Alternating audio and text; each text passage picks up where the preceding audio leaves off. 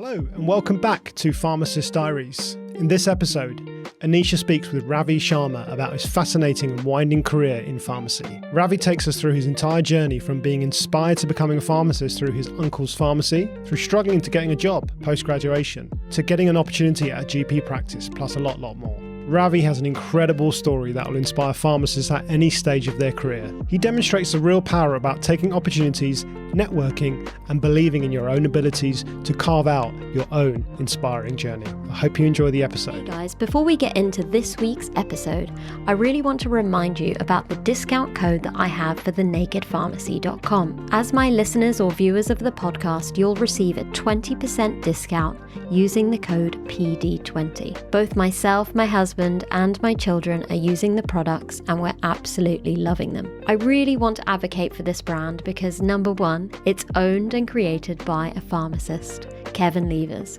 He has over 35 years of experience working in the industry of natural medicines and has created his own company and provided us with so many different products to support our needs. For me personally, I absolutely love their gut health products, the magnesium for my sleep, and Saffrosun Energy. Because as a mum of two very young children, working full-time and juggling the day-to-day life that I have, I really need that extra support to keep me energized and going throughout the day. I also wanted to let you know that if you're not sure where to start with your supplement regime, Kevin has a team of multiple pharmacists that you can either contact by phone, email, or on social media to get some support on where to get started. Check out their website, thenakedpharmacy.com. Now let's get back to the episode. Welcome to Pharmacist Diaries. Thank you for having me. This is an exciting moment for me. You're in my house, number one. And we finally, our paths have crossed at the right time so that we can actually meet up. And actually, I'm so glad that we're doing it face to face rather than doing it virtually. No, I really appreciate it. I've been looking really forward to this. So it's great to properly meet. You know, when you meet people over social media and stuff like that, you sort of feel like you know them sort of. But it's always lovely to meet people in person and have that conversation and hopefully get to know each other as well, which is great. Yeah, absolutely. I mean, for me, in a perfect scenario, I would do all my podcasts face to face, but with a global audience and pharmacists from all over the world, obviously it becomes hard. But in the UK, if I can find people who, like, people have travelled from, Leicester, Birmingham, like to our house, which is really nice for recordings. It's brilliant. And we've, I've made new friends, which I can say that I kind of know that they would be friends for a long time. I think you've been taking the podcast to people as well, equally, no? Yes, exactly. That was kind of like a one-off when we went on tour, as we called it. But that was really fun. Like, we were really excited about it. And obviously, Sunjay comes with me because he does all the videos. So actually, as a couple, we get to work together, which is quite nice. It's really good. Really good fun. So I guess I always kickstart my episodes with why you became a pharmacist in the first place. So tell us a little bit about your journey from the beginning. Yeah. So probably the reason why I became a pharmacist was I was sort of, at that crossroad. I think we all feel when you're sort of at the age of 13, 14, 15, you're sort of going through GCSEs, you're sort of thinking about your A-levels and thinking about every decision you're probably going to make is going to shape where you're likely to end up, or at least go to university, or what type of degree you're going to study. And I was really unsure of it at GCSEs. I wasn't the most obedient student, I must admit, at secondary school. I went through a few up and downs, and my mum would probably vouch for that as well. Managed to get to GCSEs, and then at A-levels, I really was the sort of kick in the arse that I probably needed to really start to focus and think about career, think about working harder, think about really putting effort in. And there was probably a moment where I have uncles and aunties that are doctors, dentists, and optoms as well. And I was thinking to myself, well, what else could there potentially be? And thinking about science is definitely an area I'm interested in. I loved chemistry, loved biology. And I was thinking to myself, well, what else is there out there? I had an uncle that was a pharmacist as well, and I said I needed some work experience, like you always do, to help with your personal statements for UCAS applications. And I decided to experience what doctor would look like in a hospital, what a dentist would be, pharmacist. The pharmacy thing just stuck to me. I worked in a community pharmacy with him, and I saw how I think he was a really good pharmacist, and how he was doing things for people in the community, the services he was running, the repertoire he had with patients, and that personalisation, the fact that people could just walk in to a community pharmacy without the need for an appointment, get that specialist sort of healthcare advice. And it was really it was a fun day. And I still remember it to this day, working in that pharmacy for that week. And it just sort of inspired me, saying this is something I could really enjoy doing, and really, really think something I could take forward as well. And also the fact is that at that time, pharmacy was paying pretty well. And actually just thinking about different motives and different agendas, saying, look, this is a great job, real flexible working. He was a locum, enjoying what that fluidity of the job was. And so that was really part of the driver. But for me, the essence was getting to understand medicines on a much more personal level and understanding how they work within the human body, but then how you apply that into real life practice to patients and advice and counselling and supporting people around their medicines, which was the real game changer in my head around this is fantastic and this is something I want to pursue. I love that. That's a good story. Yeah. I mean, we get hit and miss stories on the podcast. Yeah. No, that was a bit on the spot. Well, some people have a genuine passion for pharmacy or pediatrics or working with children, and it comes out as a really incredible story. But there are so many of us, especially in the Asian community, where people are pressured into a very professional degree, whether that's pharmacy, a lawyer, engineering, doctors, dentists, etc. So a lot of people say they've kind of fallen into it. But as they've fallen into it, they have fallen in love with it, and they've created an amazing career pathway for themselves. And then they truly understand what pharmacy has to offer them through their journey. But yeah, it's always nice to ask that question, because you do get people who have seen or experienced or been somewhere that has given them that drive to say, I can see myself doing this, which is, really nice. I think my mum and dad were very non-pressuring in relation to that. I think if you knew what I was like as a secondary school student at the age of 12, 13, I was not in the good books of many teachers equally as well. But, I think my mum and dad were very clear that I just did something with my life that was beneficial to me and supports, and the bigger picture of one day you will be a dad, a husband, you will have to do various things and make sure that you position yourself in that correct way. And there was no pressure on what I went into, really. It was sort of very fluid for me in relation to choosing it. Sort of went around, explored what I thought was going to fit me best. And you are absolutely right, though. I think when you go to university, still going through the middle of that degree and not knowing what the future sort of holds, and just focusing on learning as much as you can, passing the exams and hoping for the best. But I did fall in love properly with pharmacy through that journey. And I think as becoming a pharmacist, that autonomy to go and try new things and do different things, and taking that different career pathway and trying to push the boundaries of pharmacy practice and putting yourself out there, I think has been the reason why I've fallen in love with the profession, and why I choose to advocate for it and try and push the agenda wherever you might work. And there's many people I know on your podcast that are very similar in relation to their journeys, but also really pushing the agenda forward for pharmacy as well. And I think you're absolutely right. I think I've grown in love with it, because at the age of 17, 18, you're sort of still a bit unsure about the world. But as you go into it, see what people are doing and see the advancements of the profession, and actually think, wow, this is really exciting time to be part of it. Yeah, absolutely. I mean, you're not the only one who probably was not so academic in the younger years. I mean, I've always been academic, and it's probably a female thing as well. Is like head down, quite independent as a, 11, 12-year-old. Didn't really rely on my parents for studies. Used to come home and do my homework straight away, like proper good girl. But then my parents moved to the US when I was 15. So I didn't do GCSEs or A-levels, went to high school. And that was just a massive game changer for me in terms of just being uprooted, going from an all-girls private school in Pinner, by the way, wow. And then going to the US to a public school. Like, it's mixed, there's no uniform, and it was just like, it was shocking the experience that I went through. And just adjusting to that made it really hard for me academically. And then I did rebel. So in my first degree in the US, I did biology and chemistry. I found that I was just going out, kind of drinking and staying up really late at night, and kind of turning up to lectures like half asleep. But when it came to the exams, I used to just like work really hard, and still academically, I still on paper looked like I learnt a lot, but it was very short-term memory, do well on the test situation. But then moved back to the UK and then decided, okay, yes, I want to pursue pharmacy. And then I went all in with, I guess, being more serious about my professional life. And then it was, I did really, really well. Yeah.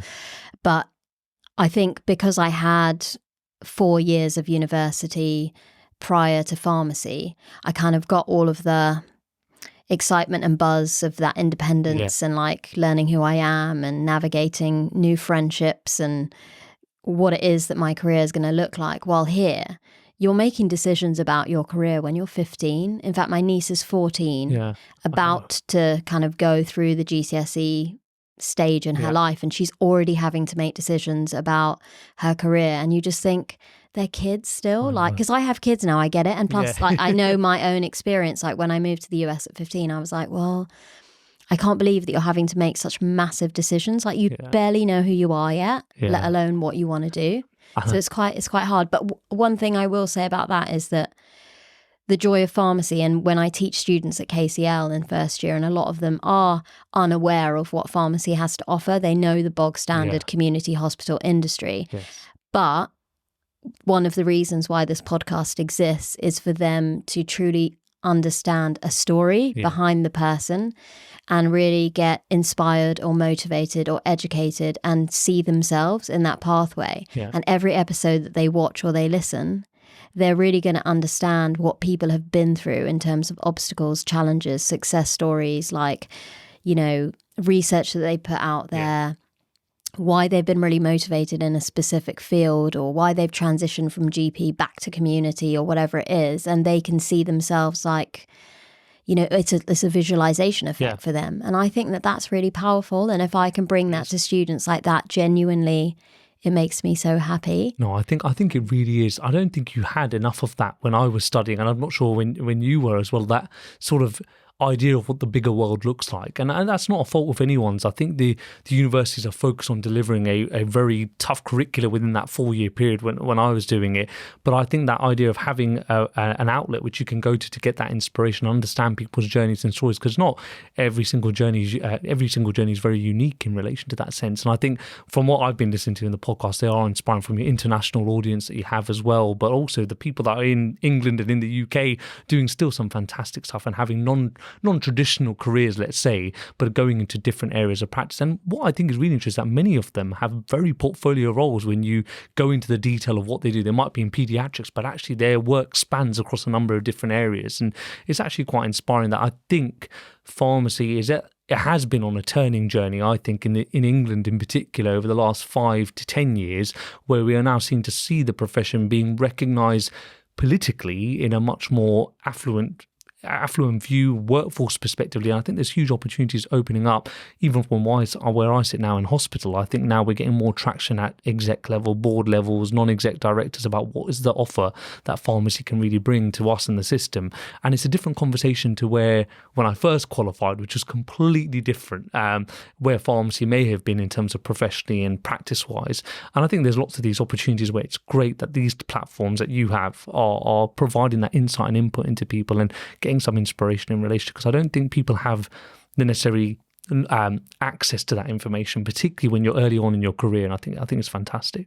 Yeah, things are growing. I mean, I've seen other people kind of develop podcasts. Yeah. I mean, there's the Pharmacy Careers Map, which is on Health Education England, or is it NHS England's website? I can't remember, but I'll link it in the show notes. But they have an interactive careers map. Yeah.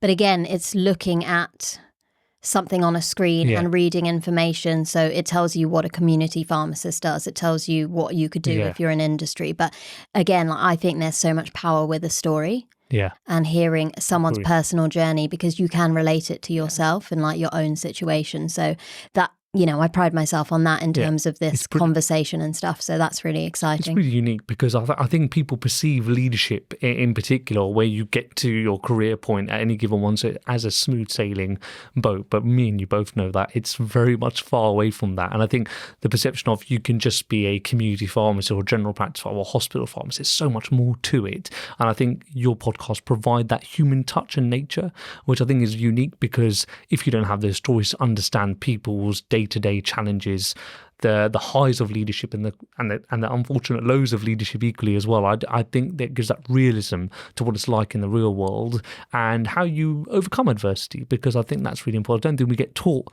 a lot of that at undergraduate about leadership management, how to manage things, how to manage people, how to manage a service, operationalize things. And I think you bring in that human nature does, I think, mean a lot for people. I wish I had something to go to when I was a younger form of Ravi or early career pharmacist. Got a lot of grey hair now, which doesn't keep me in that category. But I wish we had something like that, which we could go to. And I think it's quite inspiring.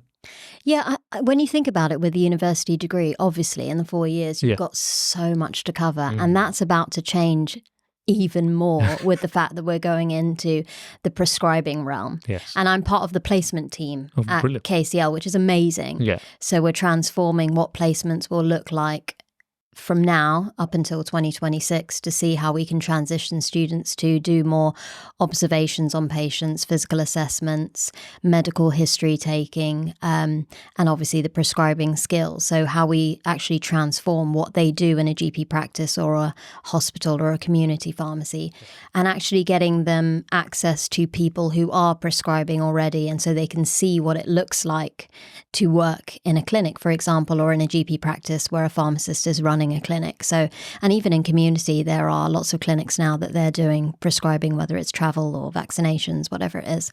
So that's been an exciting part of the journey, but it is quite overwhelming.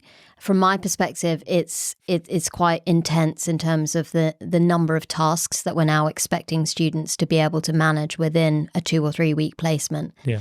But it's also, from the hospital's point of view, I see that we're already under-resourced and, we're quite tight for time, and having students is hard already, but then having to upskill them even more feels a little bit overwhelming. But hopefully step by step we can make I guess we can audit and kind of assess where we're at year by year up until 2026. And we'll hope for the best. Yeah. But it is quite hard. But I think there's a massive gap in the curriculum, but I don't know where we would fit it in. But when you look at leadership and the operational side, running a business, there are elements of that every pharmacist will go through at some point in their career, or you unexpectedly fall into it. Like, okay, yes, this is a passion project of mine, but it's now forming into a business and I have no clue about how that looks, and I'm having to find sources outside of pharmacy to support me with this journey as an entrepreneur. Marketing, website building. I've now got staff. I've got interns who are students who are working for me and having a learning agreement with them. Like you've got to give me a 1 month's notice if you decide to kind of, leave the internship, and so I can find someone else. And, that whole HR then comes into it. And you're like, oh my God. So, how to navigate that has been a massive learning journey on top of working full time and parenting 2 kids and commuting. And it just, it's a lot. It is a lot. And I wish some of that could be built into the curriculum, or have sessions which students can attend if they want to. Because once you, like leadership, of course, there's so many courses out there, right? Especially in the NHS, every organisation or every trust has loads of leadership, management, HR, people skills, like e-learning courses or face-to-face sessions that you can attend, but they're not pharmacy specific.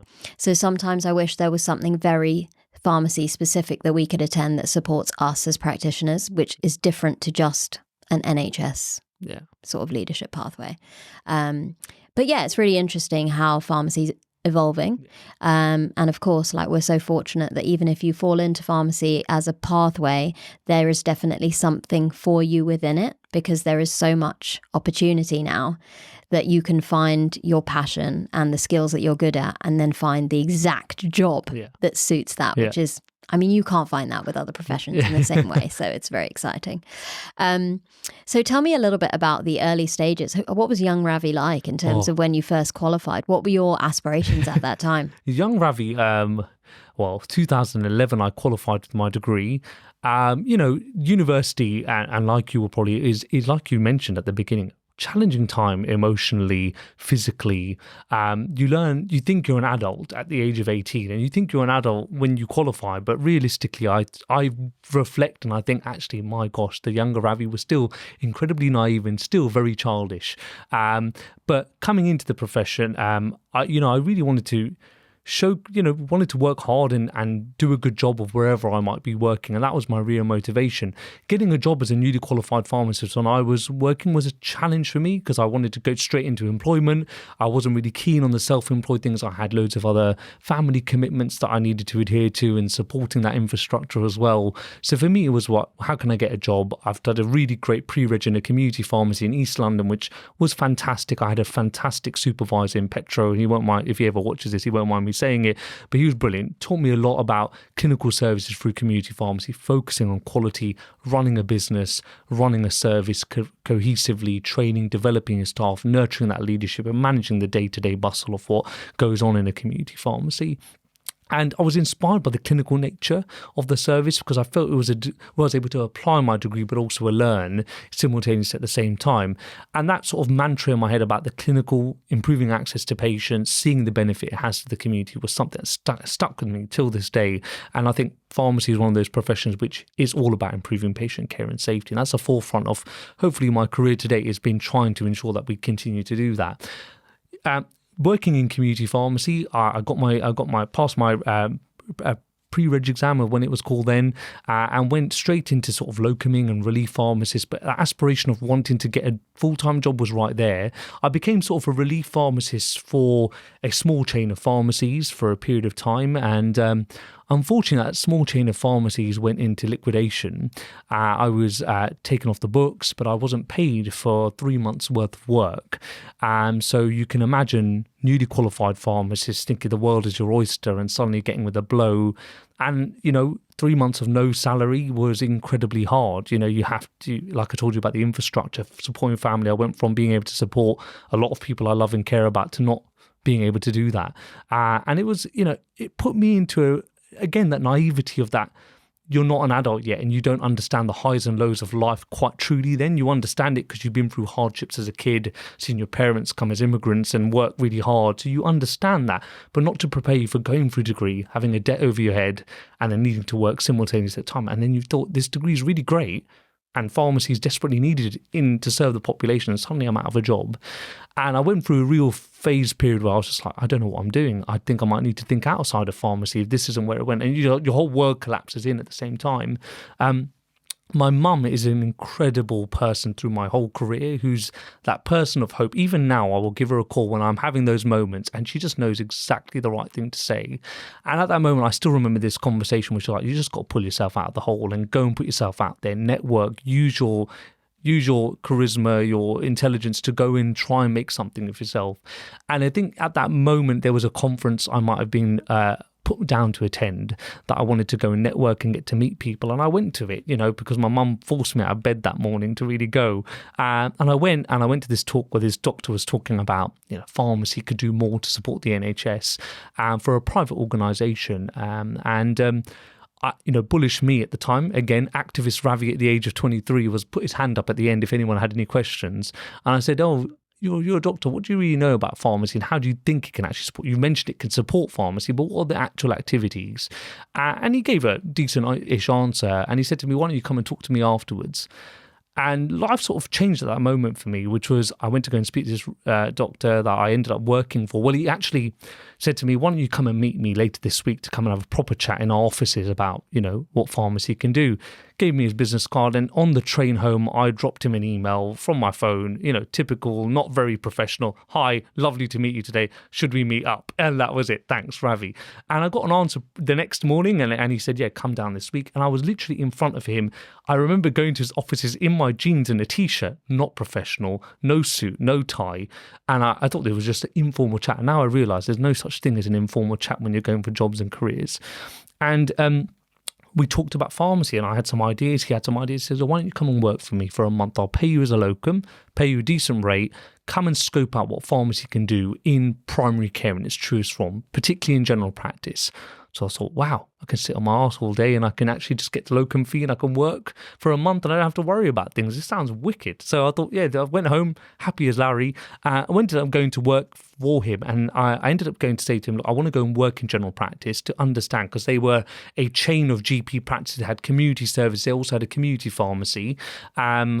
Went in there and started to scope out what pharmacy could, understand the workflows for general practice, where pharmacy could sit, what does a contract look like in general practice, what do job roles look like for pharmacists. After a month, I was thrown in front of their board, which I was 23, never met with a board before, and I asked them that they should invest in pharmacy working in general practice, because I think it's a game changer. I think it can really benefit the business, productivity, it can improve patient care. I also postulated the model around care home pharmacy, transition for pharmacy technicians and pharmacist prescribers, and in our urgent care services that we had as well, because I saw the benefit of having a prescribing pharmacist in those services as well. I got handed £500,000 at that meeting to go and extrapolate across 8 GP practices to go and integrate pharmacists into GP surgeries. We recruited about 6 senior independent prescribing pharmacists in those settings. We managed KPIs and an evaluation over a 6 to 8 month period and demonstrated back to the board about the impact we were making from a business productivity perspective, through QOF, through various incentives, but also the impact we were having on prescribing, helping GP workload and nursing workload, but optimizing it. I don't think there's a way of reducing workload in primary care because it's increasing, but where you get the right people to do the right thing, absolutely important.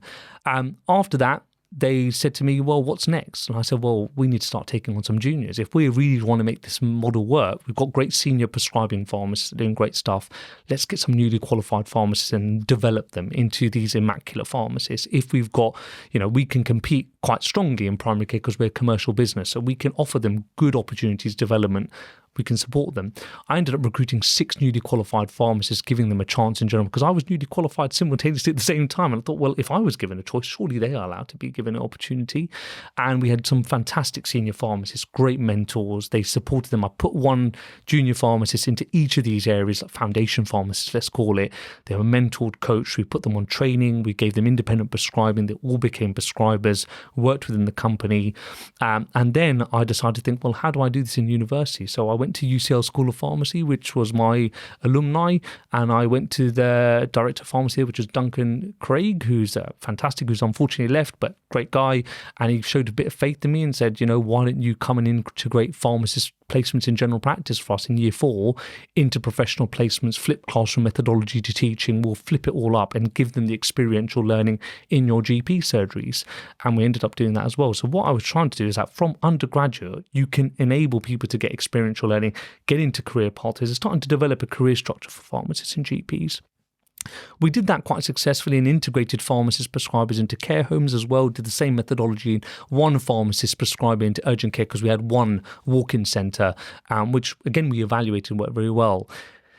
These things happen, I think, by sometimes luck and chance. And I was an avid tweeter, and I was bolstering quite a bit that we were doing some great work. And I wrote a blog, through a friend who was writing blogs at the time, similar to this, which was just writing my thoughts. And again, that activist 23, 24-year-old Ravi was full bullish in that blog about the future of the profession, the impacts we were having and the benefits we're having to the system. And that blog went viral pretty much. I ended up getting something like 5,000, 6,000 shares in a month of that blog. It went international and it went a bit crazy. Lo and behold, the Royal Pharmaceutical Society got whiffed of it, and so did the Department of Health and NHS England and the BMA and RCGP. And life really did change after that. I was invited by the RPS to go and work in their Innovators Forum for a strategy they were developing with the Nuffield Trust, which was the Now or Never report, which was led by RPS in England, but mainly by Catherine Picton, who's a fantastic policy writer equally as well. And RPS gave a 23 or 24-year-old an opportunity to go and talk on stage at the Nuffield Trust, actually, about the future of pharmacy. Now, I didn't know much about anything then. I didn't know who was on the stage with me. I know the Chief Pharmaceutical Officer at the time, Dr. Keith Ridge, was on the stage, but I didn't know actually at that time who he actually was. And me and him were getting into a debate about pharmacists in general practice. I look back and laugh because I ended up working at NHS England. And we then went to government and said this model can work and we can do this at scale. I then became an advisor to NHS England and Department of Health at the time in their primary care workforce team about the future of general practice and the future of primary care, and resulted in the GP practice, general practice forward view, which was like £2.4 billion investment in general practice over a 5-year period, integrating over 2,000 pharmacist prescribers. Well, actually, it was only meant to be 50 pharmacist prescribers initially. It ended up extrapolating to something like 2,000 and now 6,000 pharmacist prescribers in primary care networks. But essentially, that was the policy that kick drive things. A 5-year forward view, new deal for general practice, and then the GP forward view, which started off as integration of small pockets of innovation of pharmacist prescribers into these new primary care settings. Worked on that policy, was advisor to the Royal College of GPs and the British Medical Association for about a year, working on some of their infrastructure, how they would support pharmacy, what they would lobby for in terms of funding and infrastructure, and working with the RPS quite closely. And then was asked, there was a job that came up at NHS England. I applied for it and was asked then to go and deliver that programme. So life literally changed in the span of 2-3 years for me. I was 26, went into NHS England as a national clinical lead for clinical pharmacy, responsible for a £200 million budget to go and integrate, which was 1,500 pharmacist prescribers into general practice in 5 years. Worked there for a bit, and I delivered that program in 3 years. I also worked and supported the pharmacy team in pharmacist and pharmacy technician integration nationally, 220 pharmacists and pharmacy technicians into care homes, and then about I think it was about 60 odd pharmacist prescribers into A&E services as well, working closely with the other clinical needs of those programs respectively. And so a massive workforce transformation project over 3 years, which I think is now starting to show its fruits of labour and creating new opportunities for pharmacy professionals that I think are really positive and are game changers, and has leveraged us even further across the policy field. When I was at NHS England, I was working with the pharmacy team and primary care contracts team, and when you're there, you're asked to do many things. If you can deliver stuff with impact, I was then asked to scope out a pharmacogenomics service for the NHS. So I have a passion for genomics and understanding how genomics can transform tailored medication treatment and medicines optimization. And so we ended up developing the first scoping document for the potential impacts of a national pharmacogenomics service into the NHS. I did all the drug-gene relationships, the cost-effective analysis for it, understanding the medicine supply chain, how it could really transform patient care and safety, created a working group at NHS England, and the proposal got backed by the Chief Scientific Officer and Chief Pharmaceutical Officer and the NHS England executive in relation to extrapolating this model. And now through the Genomic Medicines Alliances, you can see there is now an outreach of pharmacogenomic services into the NHS, which is going to grow massively over the next 5 years for all healthcare professionals, particularly for pharmacists, which is great to see. And then I was responsible for creating the Structured Medication Review enhanced service. So I was part of the team that led the development of that in the primary care contracts team for primary care networks, which is the first proper incentive, I think, for general practice I've seen around medicines and medicines optimization. It's normally been in medication use reviews in community pharmacy, but realistically, and colleagues that will know this who work in general practice will know that there hasn't been that sort of focus on the medicine review quality in general practice. That's remunerated and supports the business model of general practice, but delivers good quality of care to patients. So it was good to see that come to fruition in some of this medicine safety work. After that, I probably got not so much. I sort of, you sort of realise, Anisha, I don't know if you've ever felt like this, which is you get to a point when you think, well, what's next? I'm here, but there has to be something else. And the opportunity of the director for England at the Royal Pharmaceutical Society came up. I was 28, and I was very much of the viewpoint, this is a big shot for me. This is growing into gravitas. Never been an exec director. I've been a national lead, done some good transformative work. But I'm going to stick my name in the ring, because if you're not in it, you're not in it to win it. And so for me, it's very much about push yourself. If you don't get, what's the worst it can get? A no? We get no's all our time in our life, but if you get a yes, even if you get a maybe, the door's halfway open, you can push it. And so I put my application and did it really, just worked on it. I had some great mentors helping me in preparation for my application, testing me, putting me through the books, reviewing my application. And it was one of the most intense processes I've ever been through, quite rightfully, because it was a very important role, I think, and it still very much is. And And it was a sort of application process. I had a presentation, I had a media interview, I had an interrogation of a panel, which was incredibly extensive. And then I had a bit more of a in-depth conversation with some of the key stakeholder people that I needed to work with as part of that process. And I remember going through that process, it was in the day, and I came home knackered. I remember being like, Mum, there's no chance I've got this. I think I've probably overshot myself here. And I think, I look back on it and there was definitely some parts of that interview which I haven't answered that well. And I know I'm going to regret answering it the way I have, because you know what it's like. After an interview, you reflect and think, damn, I should have said something different. Anyway, lo and behold, I did end up getting the job and went to work for the RPS for 4 years. And, challenging time for a membership organisation. It's a difficult time for many membership organisations, but it was nice to leave the NHS for a bit, go and understand not so much the private business or commercial business, because RPS is non-for-profit, but it was good to understand it from a slightly different lens. And you mentioned this at the beginning: marketing, comms, application, business continuity, opportunities to expand services, membership, standards, guidance, ethics. The whole bulk of what you're responsible for just expands hugely. But then also growing into a new role as 28-year-old, never working that bit, realizing I'm suffering from huge imposter syndrome here at the moment, going into this role. I needed to grow into gravitas quite quickly. And I had a fantastic line manager who will know this very well, who's a mentor of mine now, Robbie Turner, who really taught me about your style of leadership. What is a leader that you want to be?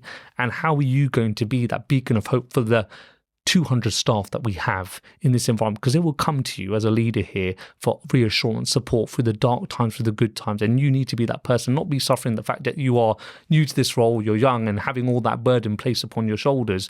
You need to grow into this type of role. And, I think we did some good stuff. I would like to think so. We did. I was responsible for leading the COVID-19 pandemic response for the profession through the RPS. Did some good work through that. Lots of work around policy advocacy and moving on some of those particular areas, but also work around our communications membership offer, which I believe we tried to strengthen as much as we could within the confines of an organisation, of course, as well. But also, the proudest moment was towards the end, which was the development of a strategy for pharmacy over the next 10 years in partnership with the King's Fund, which I was lucky to be co-author alongside two fantastic people in Catherine Picton and Richard Murray as well, which sets a blueprint for the profession. Hey guys, I really want to remind you about the discount code that I have for thenakedpharmacy.com. As my listeners or viewers of the podcast, you'll receive a 20% discount using the code PD20. Both myself, my husband, and my children are using the products, and we're absolutely loving them. I really want to advocate for this brand because, number one, it's owned and created by a pharmacist, Kevin Levers. He has over 35 years of experience working in the industry of natural medicines and has created his own company and provided us with so many different products to support our needs. For me personally, I absolutely love their gut health products, the magnesium for my sleep, and Saffrosun Energy. Because as a mum of two very young children, working full-time and juggling the day-to-day life that I have, I really need that extra support to keep me energized and going throughout the day. I also wanted to let you know that if you're not sure where to start with your supplement regime, Kevin has a team of multiple pharmacists that you can either contact by phone, email, or on social media to get some support on where to get started. Check out their website, thenakedpharmacy.com. Now let's get back to the episode. 10 years. And so being able to deliver those pieces of work have been great. And now, head of pharmacy at Luton Dunstable Hospital, taking a huge turn. Never worked in hospital, really taking a dive and plunging into the unknown. But I also think that for anyone who's looking at that transition, no one ever sort of goes from a not working in hospital to a deputy chief pharmacist without going through generally the traditional routes in the mills of a hospital pharmacy role. But, I wanted to test myself, go back to the NHS, deliver operations in a very different environment to when I last was in it. Pandemic hitting us, financial climate is awful, but also trying to make the best out of a very difficult situation. And so it's been challenging, but thoroughly enjoying it. Has its moments where I think to myself, have I made the right choice? But I know that there is light at the end of the tunnel and we are on the right pathway there. Learning a huge amount. Secondary care is fantastic, really, really enjoying it, but also understanding, using my knowledge of primary care in particular, that understanding of how the system works and bringing that into the hospital environment, thinking more holistically around it's not just the four walls of my hospital I need to take for, it's the whole system. And started to see some fruits of our labour. Quick wins have been there. We've needed them to keep the motivation going, but there's some big strategic goals that we're aiming for that we're looking to deliver on very soon. So, yeah, big career journey. There's probably bits that I've missed out there, and there's been a number of different other roles that I've attained along that period of time, but it's been thoroughly enjoyable, learned a lot about myself, but, still ambitious. It's not the end. I'm 34 now, but, still got hopefully a long journey in the profession to come. So, I need to push on, and I'm an ambitious character. So, I would like to think that this is the right step to deliver something, build credibility, but then it will be then, what does the next 5 to 10 years look like? Oh, man. Yeah. You really gave me a lot of information there. Yeah, that was a lot. Yeah, that was intense. That wasn't an elevator pitch at all. Yeah, that was, but what an incredible story. And I didn't have to unpick it for you, which is actually really nice for me, because you've given the listeners and the viewers like the big bang. Yeah. But now let's unpick it. Yeah, fine. Yeah. So for me, when I hear that story, I mean, incredible, fascinating, just the sheer determination that you must have inside you to just go for it, not kind of have a fear of failure or a fear of the unknown, and you adapt to new environments really quickly, and you just it's trial and error, isn't it, with some of these jobs? Absolutely. And you just, I mean, that opportunity, how like random but amazing was that opportunity, really, which has kind of molded who you are today, which is lovely to kind of see that story. If you look at young Ravi, he gets this opportunity to work for an organisation for 1 month. Yeah. And then you go into these GP practices and you start identifying what the kind of like workspace is like, what's the workflow like, where can a pharmacist fit in? At that time, you were pretty much newly qualified and had very limited experience working in the field as a pharmacist. I kind of like think about what skills that you needed and what your mindset was like at that time to understand where pharmacists would fit in. How did you manage that?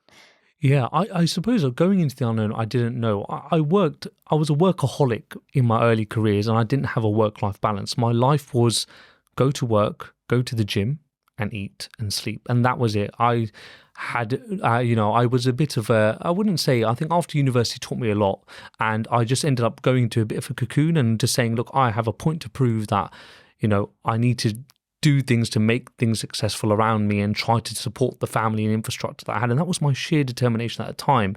When I went into this, I had no idea. You're absolutely right. I'd never done a gap analysis before. I didn't even know what it was. I didn't understand the primary purpose of how you go in and scope an environment. I did a lot of reading.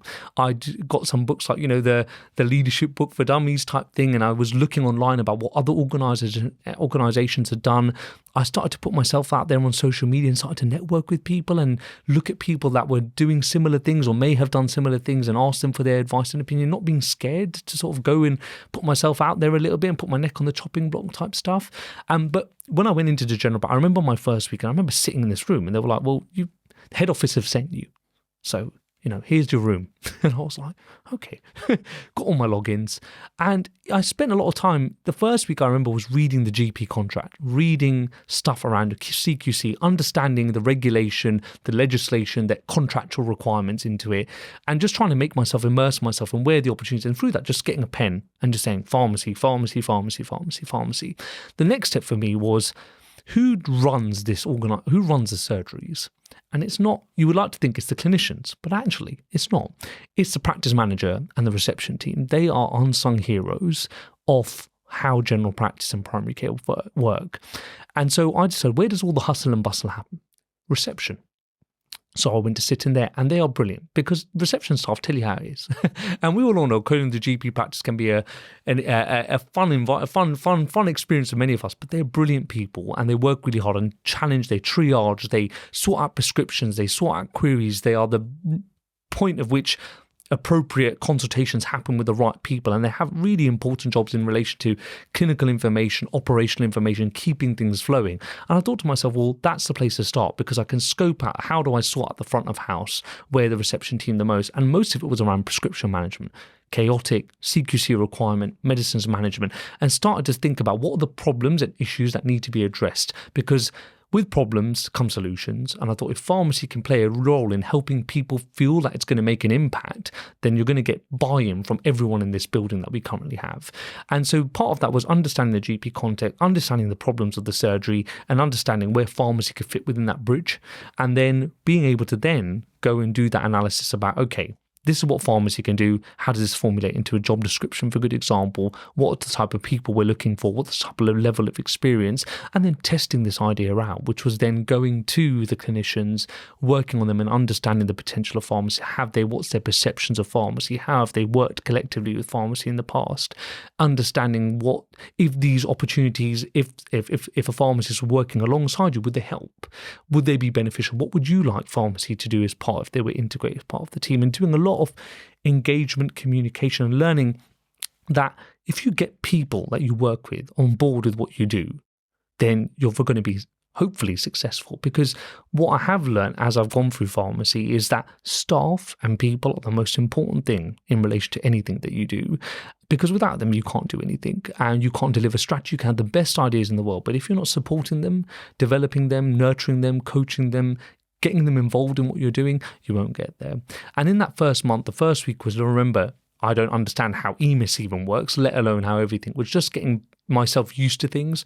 And then it was like, I've got 3 weeks to really prove myself. I could see the opportunity. Let me write something that's a bit more comprehensive. And I just went about my business by getting to know people on a personal level in the surgery, asking lots of questions, engaging with the right people, scoping out things, and networking with people that I never met before. And actually, pharmacy is quite a friendly place, Anisha. I've enjoyed it over the years, which is people don't mind you going to ask them and joining networks and asking, not the silly question, no question is ever silly, but I remember when I reflect back, that might have been a silly question, but actually it helped me understand what other people were doing and how I could integrate that into my job. And actually going onto social media, putting yourself out professionally, even at university or early careers pharmacists, has been a game changer for me because I've been able to network and be able to understand how people have done things.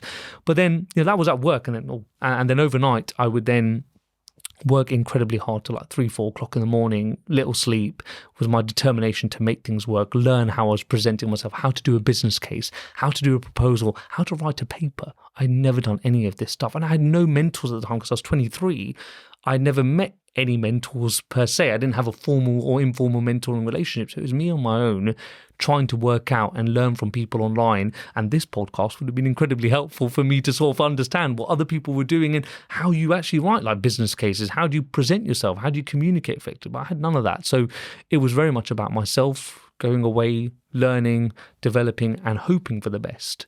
And so that was part of that early careers, was just that constant need to not fail in that role. I had just been made redundant, we lost a job in terms of I hadn't been paid. I couldn't make this fail. And that determination was I needed to go and prove myself and showcase someone's given me a bit of faith here. How do I repay that back? Yeah, I mean, that's really interesting and it makes sense. Like how you've explained it is really good. And thank you for that, because it makes a lot of sense. Like when I look at the university degree, like what you've done in those GP practices is like a medication history. You're a information gathering tool. You're utilizing your networking skills. You're utilizing your communication skills during your degree. You're utilizing the fact that you become an amazing information gatherer. Now, I know when you do drug histories, it's very specific, but the skill of gathering information and building rapport and identifying little, snippets of like information that your patient may give you that help you to understand that they're not adherent for whatever reason. It's a proper information gathering center. Like you're really good at that. And university hones in on that because it's a major part of, what pharmacy is like. And that's not just in hospital or a GP practice. You're gathering information from community pharmacy when you've got minor ailments and you've got a blank canvas from a patient and you're gathering every symptom and asking the right questions in order to give the correct diagnosis and potentially treat. So I can see where you have done a lot of research and reading, and it's like doing a dissertation all over again, and just that kind of like market research effectively to understand the topic. And then obviously you've gone out and communicated and networked with everybody who works within the GP practice and people that are involved with potentially a drug. Yeah. Effectively, like who's going to be involved with the drug? Yes, the receptionists, of course, they are. They're taking phone calls, they're taking queries through the EMIS system, or community pharmacies are asking for repeats, or they're definitely a major part of kind of medications. You're looking at obviously the GPs who are working there. There may be nurses working there. The practice manager is like, looking at the overall strategy for the GP practice. So I can really see like that you've spent a lot of time kind of nitpicking all the different areas. And then once you gathered all that information, you've been able to kind of like create a strategy. And some of it will be, let's wing it. This is the basics that I think that we can start with. And then month by month, we tailor it and adapt it and improve it. But what a massive learning curve for you at the age of 23, like newly qualified. And it resonates really well with me because when I went to Abu Dhabi and I got that job in emergency services, it was pretty much a bog standard, maybe outpatient pharmacy job description. But when I walked into that office, I had my own office with glass walls and it was all fancy. You could see Emirates Palace from my window. Had my own little kind of like box pharmacy, probably the size of this room. And we then got the Formula One contract. So obviously I was responsible for creating what that contract was going to look like in terms of drug distribution. So the event itself is obviously massive, 4-day weekend, but then we have events all over the city, concerts, like beach parties, where there would be ambulances on standby for emergency services. And obviously all those ambulances would need to be equipped with meds. And the Formula One event was a medical centre. So we had a mini pharmacy in there and we had doctors who were kind of GPs that would do minor ailments and they would have access to drugs. So we built that little bit, a little bit of a pharmacy. But the main kind of the work that I did was ensuring we had enough medication for every consultant who was there in case there was a car crash, basically, with the drivers. And they were coming internationally from all over the world. So all of them had their own annoying requirements as to which drugs they wanted to use. So I made individual packs for everyone as to what they would personally like. And then when it came to controlled drugs, there was a lot of education and training because of the rules are completely different to the UK. But also if you've got all these clinicians who are getting licensed basically as doctors temporarily for a 4-day weekend, you have to then explain how do you write prescriptions, like what are the rules around controlled drugs. You have to keep empty vials, and in order to get further supply you have to return those empty vials with the prescription. So you have to know which vial, batch number, expiry date would go with which prescription. Like it's very particular in terms of monitoring controlled drug usage.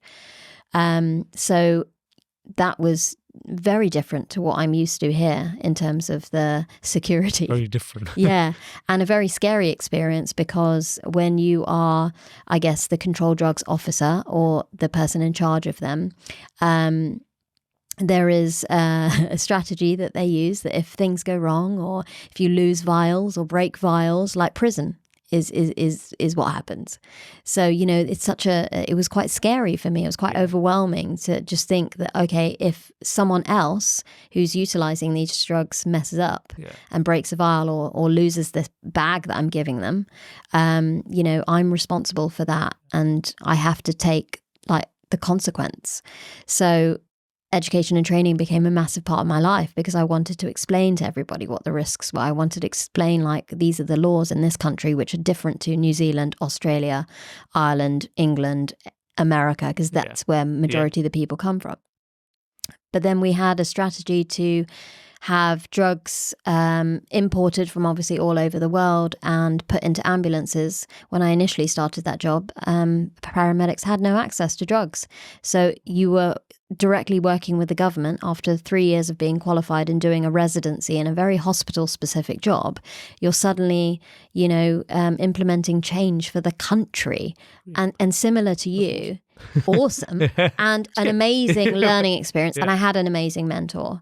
My manager was the medical director, and he was a legend. He's still a legend, and he's like my dad. I love this guy. And because also when you live abroad, your friends actually become your family. So he was kind of like my dad while I was there, and we're still friends to this day. And he really mentored me to understand business, to understand leadership, to understand how to be assertive. He understood those laws with regards to medications so well, and he helped me to have the confidence to say no to people, or stick to my ground with regards to medications and the security and the rules and everything, which I didn't really have that confidence when I first got there, and I wasn't expecting it. When you fall into a job and you really don't know what it's going to look like, it's an exciting journey. And I love the change that I saw in myself.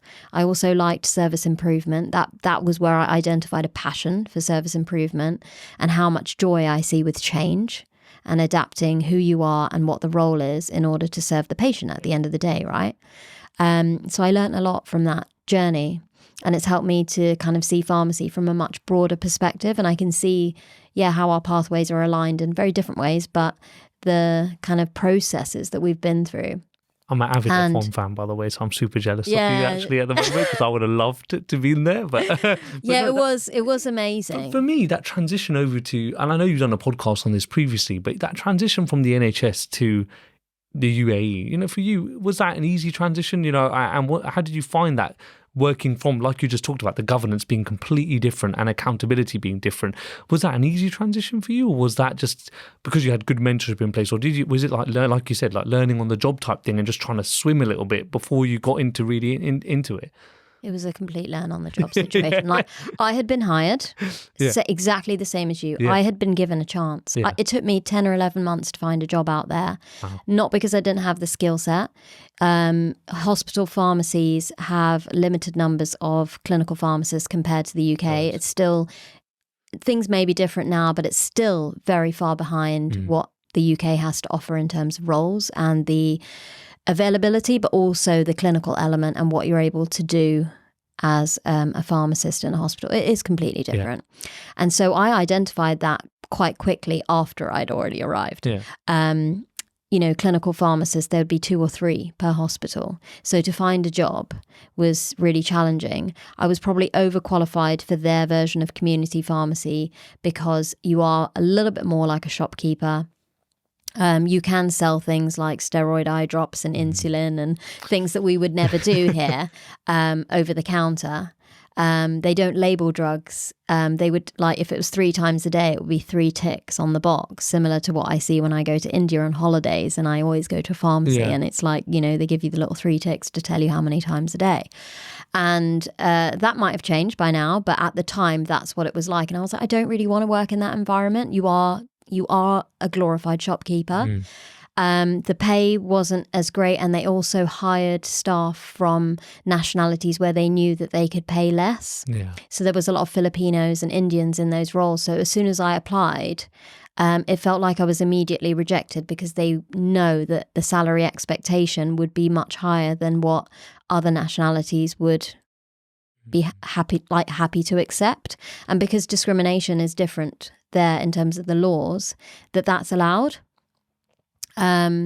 So that was hard for me because it didn't feel fair. It didn't feel equal, and I was living under someone else's rules. So just accepting that was really hard for me. So I continued going down the route of looking for jobs. I tried, industry. Again, I networked with a lot of people that my husband knew. So a lot of his clients actually, might have known someone in the industry or in sales within the industry. So I was like, okay, well, that would be a really interesting opportunity, something I could try. It's not what I wanted because I love hospital and I wanted to continue in that kind of like specialist field. But at that point I was like, I need a job. I need a way in. But within 10 months, I actually was like, okay, I'm going to go home. I'm going to locum and just fly back and forth because I just feel like I'm losing skill by not working. And then that opportunity fell into my lap and it was just game over after that. Yeah. And once you're in, you feel like, because it was that long of a time, not having a job, I really felt like I needed to prove myself. And they'd given me this chance and it was amazing salary, you know, really good accommodation, you know, that we got with it, really good medical insurance. They sponsored Sunjay for a visa and everything. Like, you know, you just felt like, okay, this is really great and it's a hard role, but actually I know I can do it and you take it day by day. And as long as everything's safe and, you know, you're not harming anyone or killing anyone and, you know, you just plug away, you can only grow with it and you can only improve on a day-to-day basis. And you had to just shift your mindset that way. When you work in the NHS and when as a band 6, pretty much everything's kind of given to you in terms of like, okay, you rotate every 3 months. This is your diploma. You know what coursework you need to do. You know what assignments you need to have done. You know how many times you need to be, you know, watched for your drug history taking skills or case-based discussions or DOPS as they now call them. You know, again, it's all given to you. You know what you need to get done and you just manage your time to do it. But in this organization, there was nothing. There was no pharmacy. You had to, I got to build my own pharmacy. I got to design it on paper and I got a budget similar to you. And just imagine like you're a very junior pharmacist being given a huge budget to build your own pharmacy. I got to choose my own builder. I got to actually, you know, get quotes from people and be like, okay, this is the kind of design I want. Like, you know, can you build it with this amount of money? It was weird. Like, you know, you never expect to be in that. I never expected that would be my job. But I loved it. Yeah, it's cool. And when that was finally built, I was like, wow, this is like such an amazing, awesome achievement. Yeah, that's amazing. And just especially in a different country. Yeah, agreed. Really, like it's really just challenging. really, really unexpected, and so many challenges with living elsewhere. Like even importing drugs. Sometimes it would take like 9 months for things to arrive. Like EpiPens, 9 months.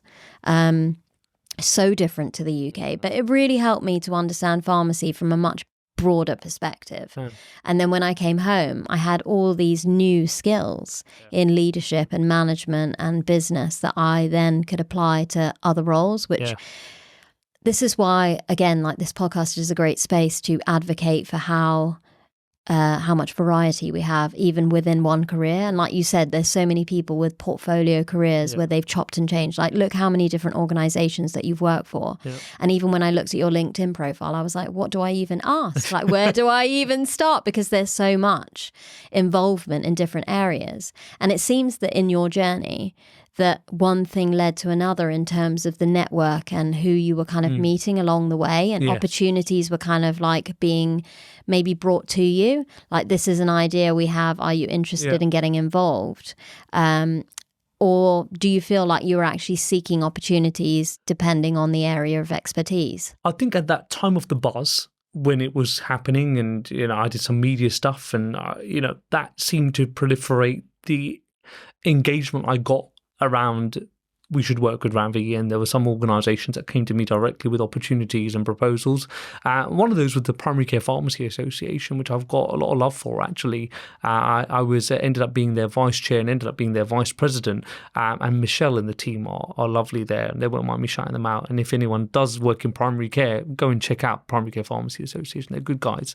And they came with a proposal about how do we support this workforce, because there are a growing number, you know, what do we do? And that was an opportunity that fell in my lap really nicely. But also stuff with the BMA and RCGP was because I'd done some of the policy work, I'd been in meetings with them, and then lo and behold, they wanted to engage with me after those meetings and say, look, why don't you come and help us work on some of this? So some of that stuff has definitely fallen in the right place.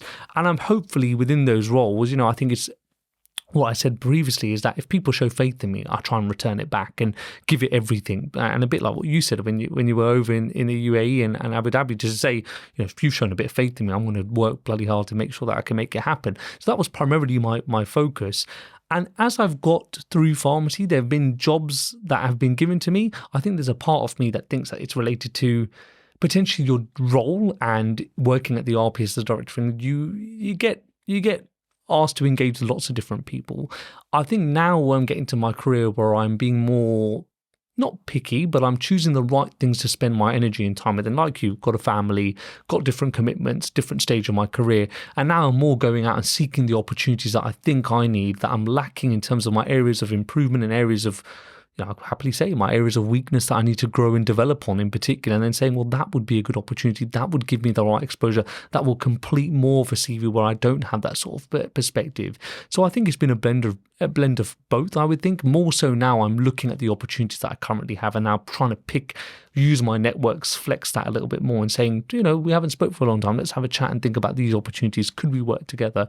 And some of those work out, some of them don't. And I'm quite comfortable with that, to be honest. I'm not too particular about those type of things, but I've just been able to grow my network over the time because I know one day I'll need to pull on them. And at this stage of my career, it's very different, but I'm more focused in relation to the time I spend on various things, just because you need a work-life balance to an extent if you can get one working in a hospital pharmacy, but in a leadership role. But being able to make sure that I'm home for my small family and for my wife and for my little daughter as well, because that's incredibly important. So picking and choosing the right thing. But yeah, I would say it looks like that on paper simultaneously, but my gosh, it's been a bit of a journey. But some things have come to me, some things have been me going a bit to find out if I can get things. Amazing. One thing I did want to ask was that you made a comment that you felt a bit of imposter syndrome when you applied for that Director of England role. However, I want to ask you that obviously prior to that, there was so much that you did with your variety of roles within the GP space and improving what pharmacists were doing in primary care. That why didn't you have imposter syndrome in that kind of element of your career? Because at that time you were between kind of 0 and 5 years qualified. You were super newly qualified. The reason why I ask is because I believe that when you're in your 20s, maybe you don't have awareness that imposter syndrome exists, or maybe you are just a go-getter. And like you said, young Ravi was just ready to chase dreams. And then when you get to the stage where you apply for an exec role and at the age of 28, I mean, that's incredible. But I'm curious, did you not feel it beforehand? Because people listening to this will be like, what the heck? Yeah, that's it's a really good question and observation. I think I probably agree with you, Anisha, actually. I think you hit nail on the head there.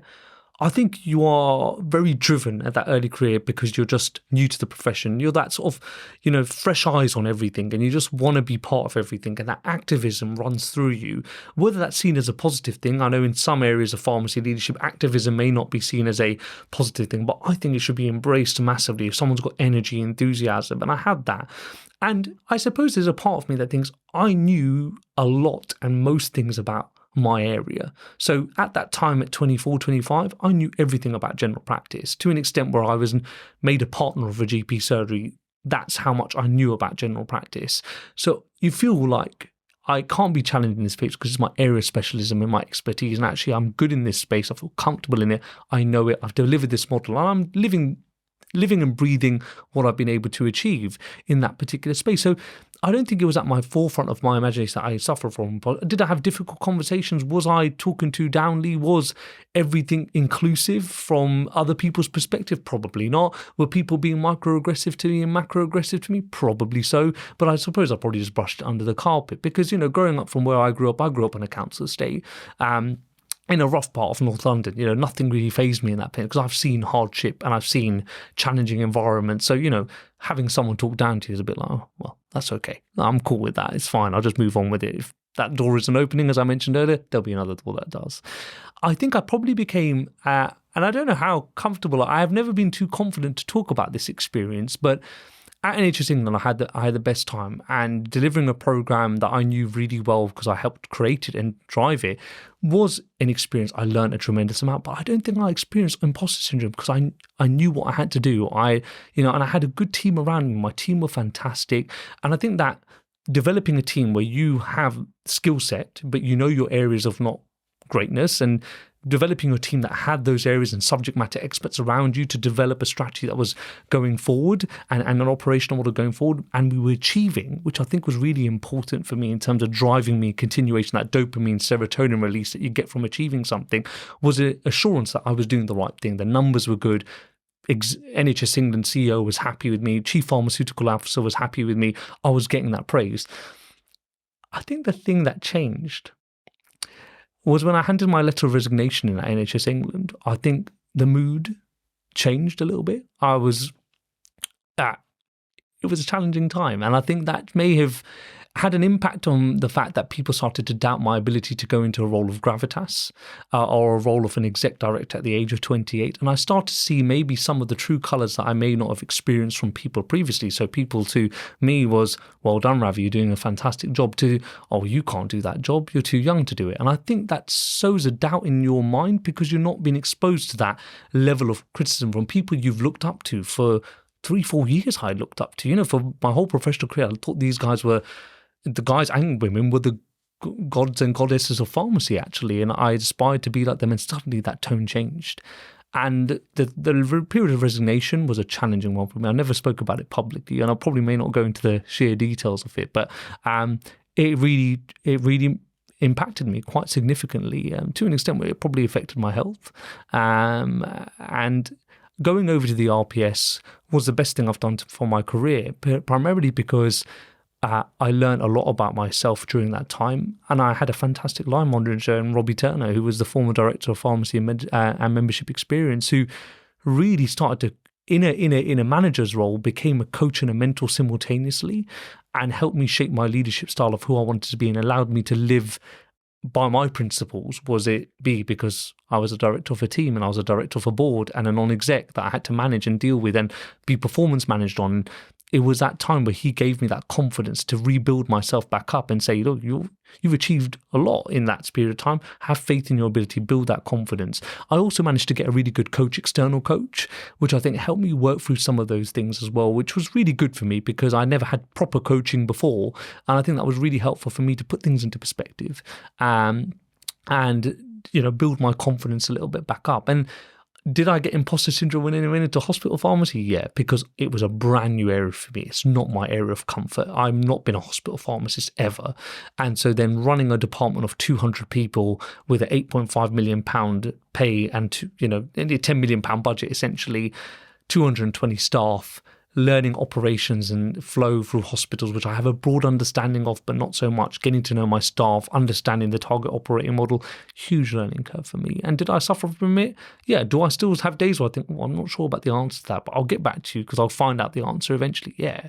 But I just learned to cope with it a bit more, have confidence in yourself. I'll tell any person that's listening to this is that you have to believe in yourself a lot in relation to the leadership journey, because you are generally the beacon of hope for many people that report into you and for the whole department.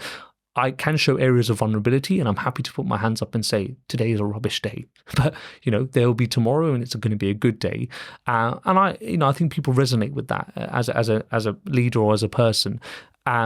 But I'd like to think to myself, I've been able to showcase I can deliver, have impact, and surely that counts for something. When I look back at my career, when I'm at retirement, and say, for over this period of time, I might have suffered from imposter syndrome, but in every role I've gone into, I make sure that I deliver with credibility and impact that improves pharmacy profession and improves patient care. And I've taken that mantra and values with me that I'm actually maybe decent at my job because we have done a lot of things over the period of time, and I think that has given me the confidence and boost. But that transition at RPS was a game changer for me, and fantastic mentor in Robbie Turner that really changed my mindset in relation to being happy at work, enjoying my life, bringing that my personal personality and extrovert personality into my working environment. It's actually nice. It's actually good, and you can be yourself and have a sense of professional belonging at work, and not being this communication, can't give my emotions and talk politically and be savvy in relation to what I'm saying because of conflict of public interest. But, I think it's a very different mindset. It's changed my personality and my leadership style. But yeah, I think it's probably grown on me during that period of time. I didn't know anything about it, but reading about it and knowing how I felt was a very similar trend of pattern. But, I've learned to deal with it, coping mechanisms, how to vent it out, talk to the right people, got great mentors around me that pulled me out of that when I need it. Amazing. I mean, when I look at it, like looking at your story from the outside, I think going into a hospital role is kind of a perfect transition. You've got a lot of the skill that you need. Again, here you are looking at an organization from an outsider's perspective, your information gathering, I'm sure. Your first few weeks and months there would be like talking to everybody. Again, you're in the network zone. Yeah. You're communicating, you're identifying problems, you're finding out from the staff what they're not happy with, what they love, what it is that we need to change. You're probably doing surveys to find out more about the staff. So it's exactly the same as what you did when you started that GP role. Yeah. So, you're kind of utilizing very similar skills. So it's transferable, right? Yes. But you also have a lot of HR and recruitment experience. You kind of know, well, actually, if these are the problems we have, these are the type of staff that we need to recruit, or these are the areas of expertise within the hospital that need more of a pharmacy team. And you can see kind of, like you said, there's some small wins that you've had along the way that have been kind of easy, but then there's some big projects that you think, okay, now I've seen the kind of overview, like this is a major problem, we need to fix that. I mean, that could be anything from getting a new robot or developing a new service in surgery or whatever it is. But you kind of have the right skill set. And I think one of the best skills that you have is that you understand primary care really, really well. You understand community pharmacy and GP practice. And when you work in the hospital, you kind of, as a secondary care pharmacist, you have to understand the other elements. You have to understand the patient's perspective of what happens when they transition from hospital to home or home back to hospital, and how those services link with one another in the area that you work, right? In Bedford and Luton. You have to understand the primary care network in order to see how you can serve your population. Anything from what's on your formulary. Are GPs going to have access to that, or is that a hospital-only drug where they have to annoyingly come back to our outpatient pharmacy to collect it and be inconvenienced? Or, what shared care protocols do we not have so that we can not get rid of the patients, but move those patients flow them back to the GP setting and allow the GPs to manage their care in a more appropriate, kind, compassionate way. So I think that you've undervalued the portfolio that you've got, and working from a very high level executive job at RPS and the general system, right?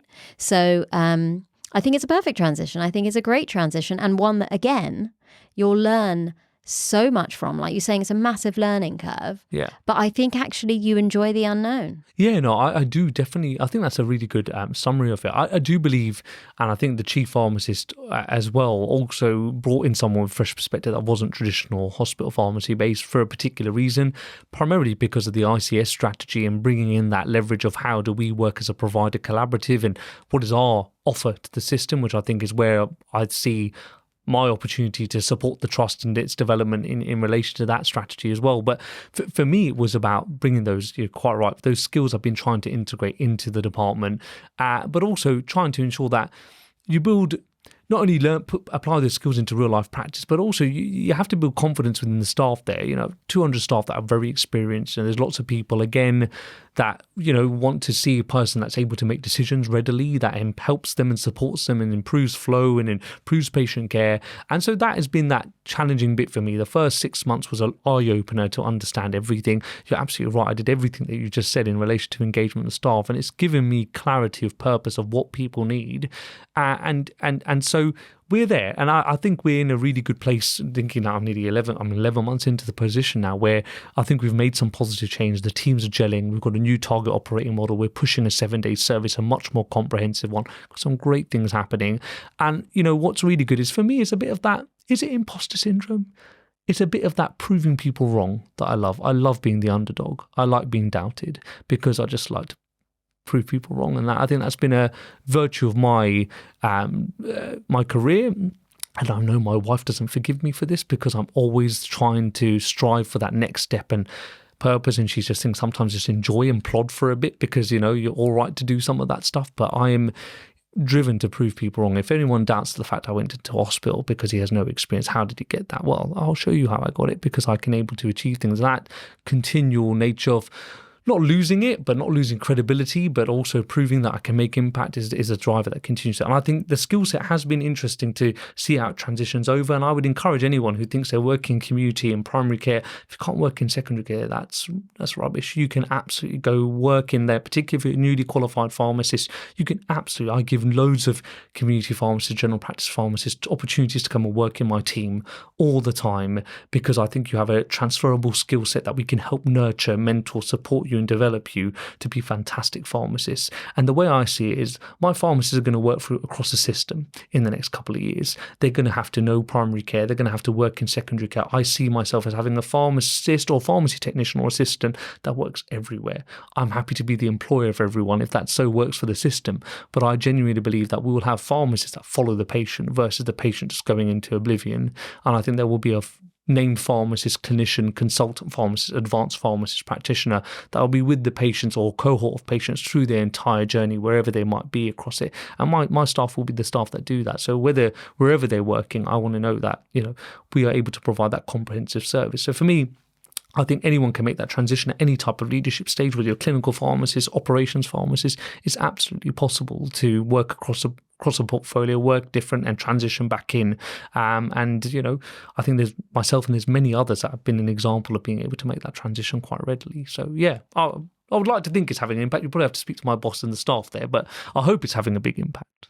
I'm sure it is. And I think, I guess to kind of summarize this episode is when you're in your journey and you're struggling to transition, and this is for people obviously listening or watching this episode, is take it back to believe in yourself.